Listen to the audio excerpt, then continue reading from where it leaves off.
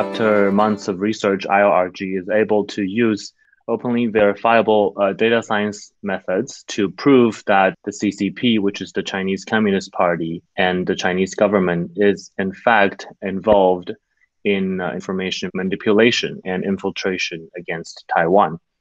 Between these three things, the official party line, online, unofficial computational propaganda from anonymous accounts and content farms, and geopolitical pressure, we have three prongs that really drive at shaping reality for whoever's listening. And that reality is not acknowledging Taiwan's success and success as a democracy in dealing with COVID disinformation, sowing doubt about China's culpability in covering up the virus or anywhere else's successes against the virus.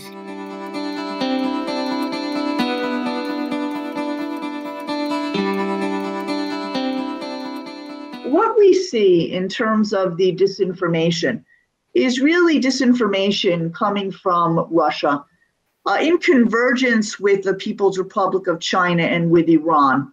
What we are calling this in terms of the project we're elaborating is strengthening civil society and democratic resilience in Camp Rukban.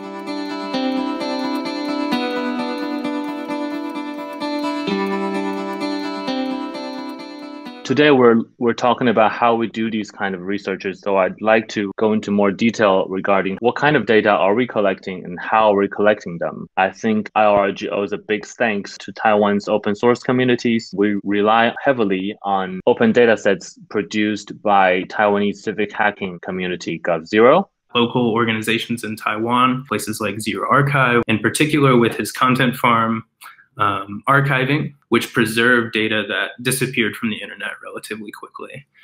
The Taiwan Fact Check Center and Kofax, the news outlet The Reporter, are also invaluable and really shaped a lot of the data that we had available and our understanding of these issues. Rarely is a researcher lucky enough to have an entire society mobilized in concert against this problem, but I think that is the case in Taiwan by and large.